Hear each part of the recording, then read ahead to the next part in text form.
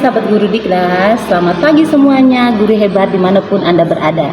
Sekarang saya berada di Aula Lamanais, sedang mengikuti pelatihan pembelajaran coding kecerdasan artifisial jenderal pendidikan dasar.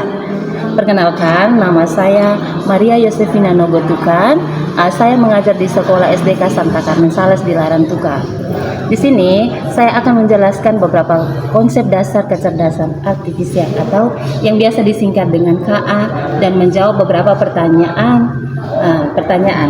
Jadi sebelum saya mulai menjawab beberapa pertanyaan, saya menjelaskan beberapa hal sedikit mengenai KA. Jadi KA ini adalah teknologi yang membantu komputer belajar dari pengalaman dan melakukan tugas tanpa perlu diperintah oleh manusia secara langsung.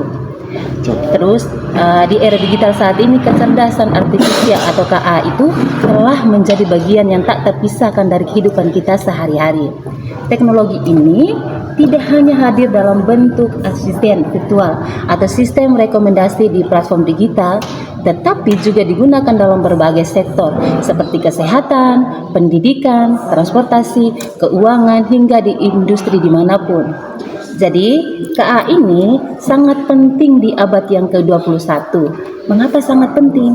Karena KA ini bisa membantu manusia bekerja lebih cerdas, membuat keputusan lebih tepat, dan bisa menciptakan inovasi yang berdampak luas dalam kehidupan sehari-hari.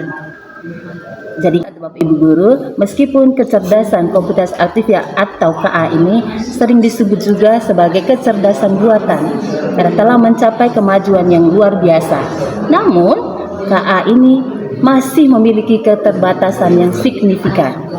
Yang pertama, tidak memiliki kesadaran atau emosional. KA ini tidak memiliki perasaan atau kesadaran diri ataupun kemampuan untuk memahami emosi seperti kita manusia. Keputusannya murni berdasarkan algoritma, bukan empati atau moralitas intrinsik. Dengan itu, menurut saya, keterbatasan KA hanya bisa dirancang oleh manusia untuk membantu pekerjaan manusia. Yang kedua itu ketergantungan pada data. Kinerja KA sangat bergantung pada kualitas dan kuantitas data yang digunakan untuk melihatnya. Jadi, jika data bias, maka KA akan menghasilkan output yang bias pula. Jadi, menurut saya, semakin banyak data yang diinput, maka semakin akurat data yang diperoleh. Dan yang kedua, dengan memahami keterbatasan ini, apa dampak bagi sekolah kami? Jadi dengan keterbatasan ini, dampak di sekolah kami adalah sekolah dapat menggunakan KA dengan lebih bijak. Mungkin sebagai salah satu alat pertimbangan melengkapi kecerdasan manusia, bukan menggantikannya secara keseluruhan. Yang berikut prinsip etika yang penting. Ketika kita menggunakan KA, ada prinsip etika yang penting dalam KA ini, yakni yang pertama transparan, akuntabilitas, tanggung jawab, adil dan non-diskriminatif, dan privasi.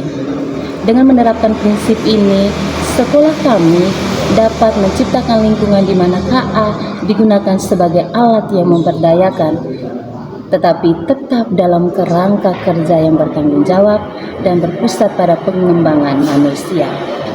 Jadi kesan saya setelah mengikuti pelatihan ini tidak hanya membekali saya dengan metode analisis yang terstruktur, tetapi juga mengubah cara saya memandang dan mendekati masalah pengambilan keputusan. Saya merasa lebih siap untuk menerapkan prinsip-prinsip KA ini dalam konteks yang berbeda, baik di lingkungan profesional maupun pribadi, sambil tetap mempertimbangkan nuansa atau kompleks yang ada. Ini adalah keterampilan yang sangat berharga dan pasti akan saya manfaatkan. Sekian dari saya, terima kasih. Salam dari Guru Diknas.